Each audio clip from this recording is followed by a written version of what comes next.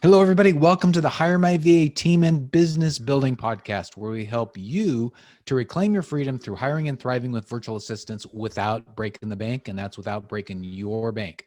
I'm Dave Braun, and I'm here with my partner, co-host, friend, mentor, coach, all things good, Larry Broughton. Hello, Dave. It's handsome Dave Braun. Yeah. That's my new moniker for you. Oh, yeah. Oh, everyone says, "Oh, Dave is so handsome." We'll talk about monikers. How you doing, my friend?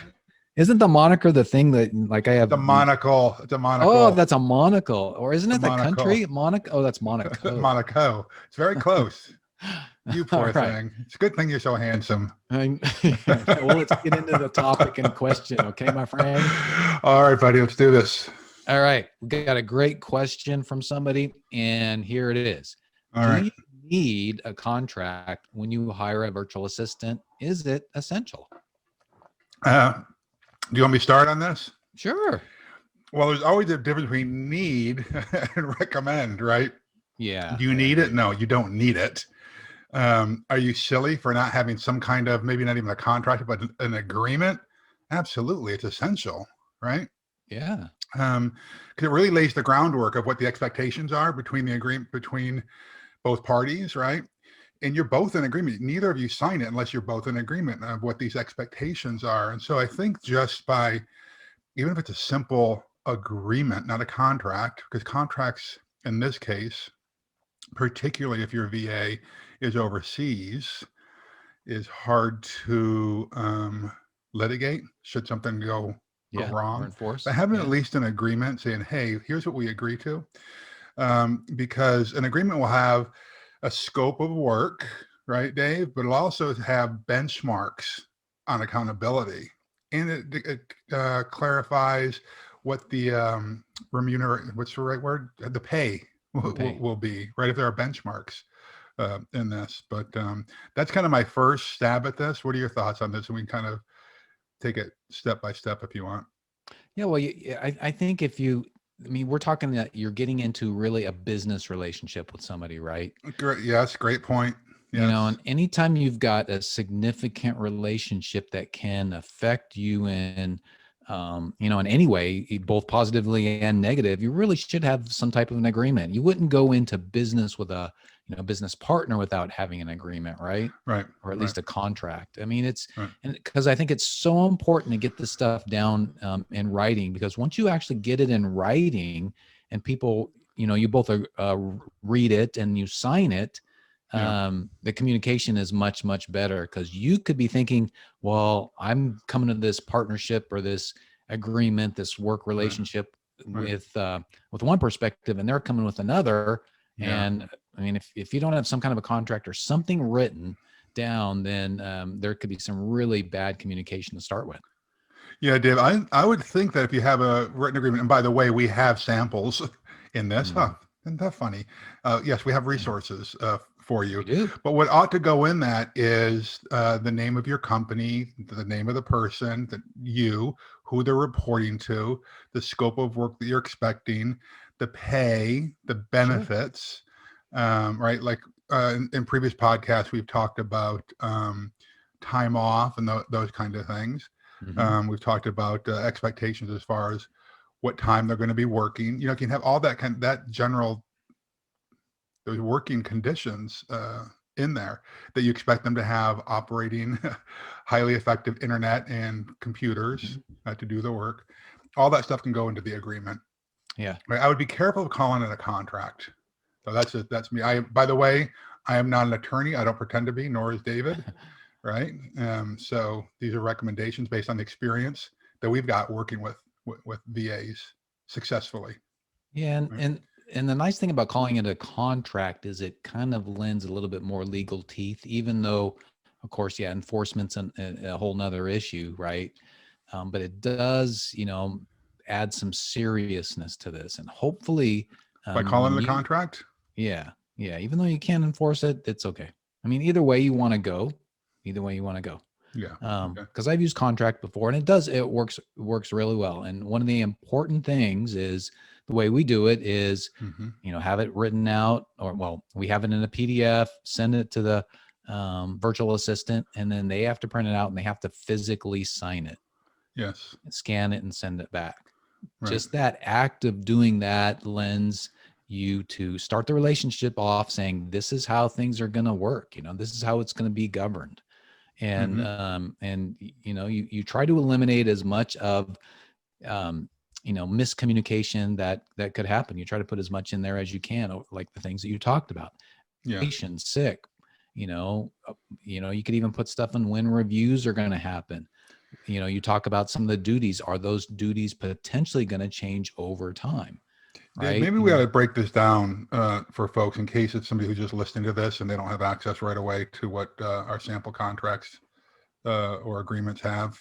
Because generally we talk about that these are going to have a beginning, a middle, and an end, right? So why don't you break this down for us? What's going to be in the quote unquote beginning of the agreement or contract? All right. So that's good.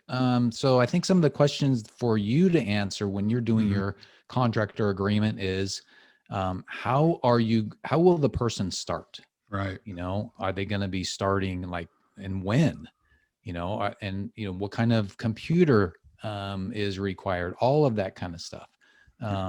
You talk about compensation. What type is it going to be? When does it start? How often is that compensation going to be given to them? Right. And what are some of the duties required to start? And here's one of the things, and this is why it's so important, why we have the prepare part of our course and community is where we walk you through doing vision, mission, core values, because what are the values that they need to, abide by? What are the things that are going to help them to be successful in your organization? Like respectful communication with their team members and your clients. That'd be a good thing to have in here. This is what you're expecting from them, right? Yeah. And I would say that I wouldn't make this overly legalese, right? You can put the stuff in bullet points as long as it's well articulated, that there aren't typos and all that kind of stuff. Because again, if they're here in the U.S., I would take a different approach. Right. I actually would have it to be a contract, but I'm talking like if you got an overseas VA at this point. So what we're saying here is in the beginning, how and when are they going to start? What's the compensation look like? What tools are we going to be supplying them? What tools are they required to have? What duties do they need? Will they be executing? And what values are we expecting from them? You get that in the beginning part of the agreement, and you're well on your way to getting this thing going. Which brings us to the middle part, like the beefy part of this. What goes there, Dave? Well, some of the things in the middle are the working hours. What do you expect, right? I mean, how do you start and end the week, and what day is it that they start or end? Because, for example, like we talked about having an offshore virtual assistant, their time and day can be very different than yours. For example, right now, we're in Pacific zone and the Philippines are 20 hours ahead, right? So often if, we're working on Monday, it's almost their Tuesday already, right? So it's important to note those kind of things, right? Particularly around holidays and weekends. Oh yeah. Right. And then of course, one of the things that you got to have there is a reference to your personal paid leave policy, right? Where it talks about the holidays, those things that they can expect, and their vacation that they can expect, right? Another aspect of it is what type of communication do you want them to right off the bat to start using with you? Is it going to be verbal, written? What kind of reports are you going to need from them? If any of those reports, right? Yep. So yeah, all of those things are so important. And, ideally what you'd like to do is have something in there. What we like to have is a section that talks about how will they be successful, but also ideally you'd love to have something in there that says, hey, when are you going to get, performance reviews, right? Yeah. What can they expect in that regard? Yeah. So that's a lot of information there, but that does bring us up to the end, which kind of wraps the whole thing up right before you actually sign this thing. And there's really just a few things that are going to go here at the end of this agreement, right, Dave?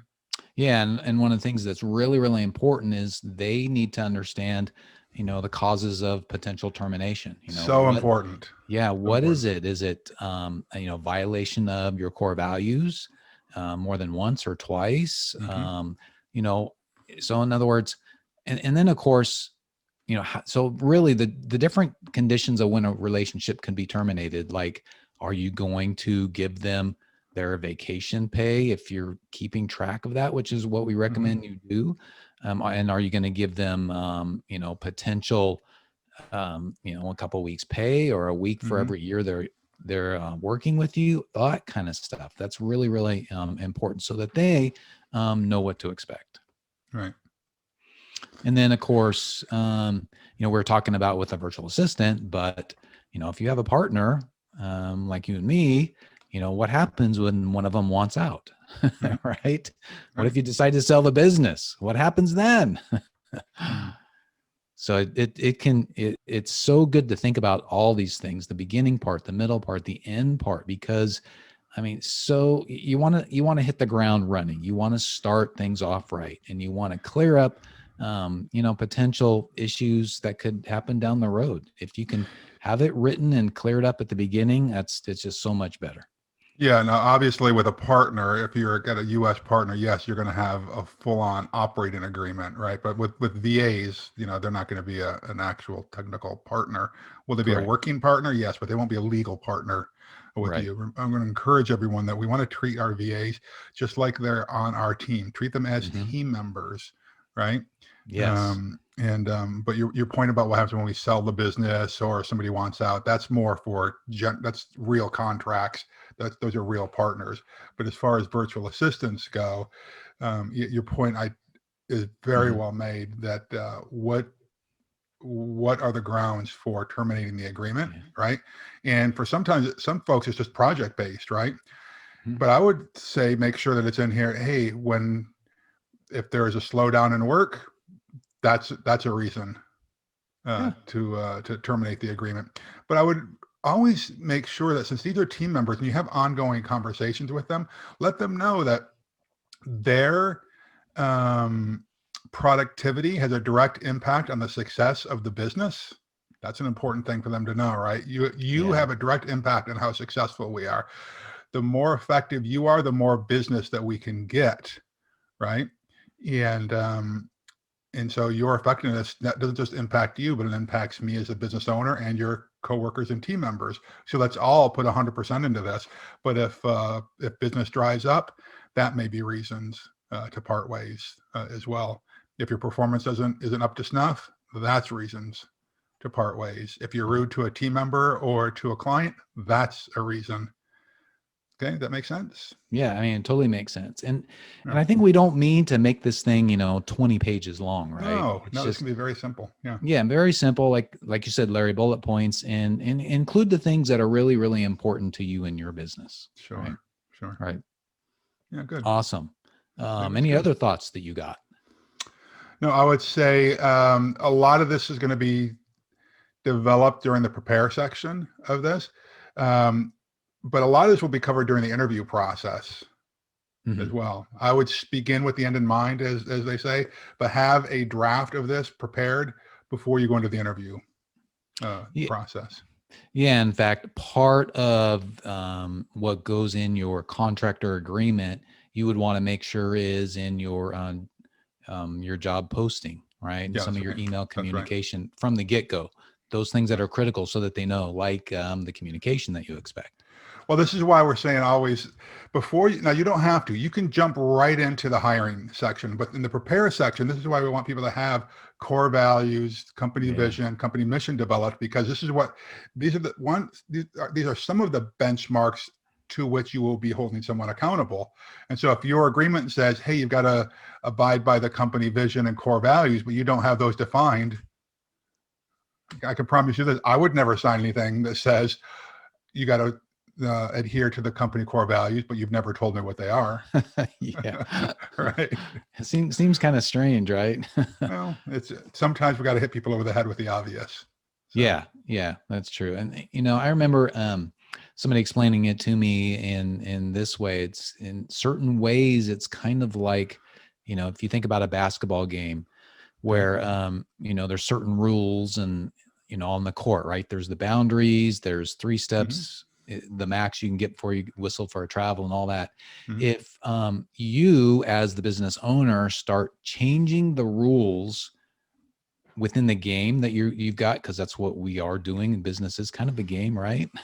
If you start changing the rules on your team members, pretty soon they're going to be like, I what do I do? I can't take a step. That's I can't. right. Where's the out of bounds? Where's, and pretty soon you're like almost shackling them where they can't do anything. They're afraid to make a mistake. We talked in another episode about making mistakes. Sure. And how do you handle that, right? That was a good conversation.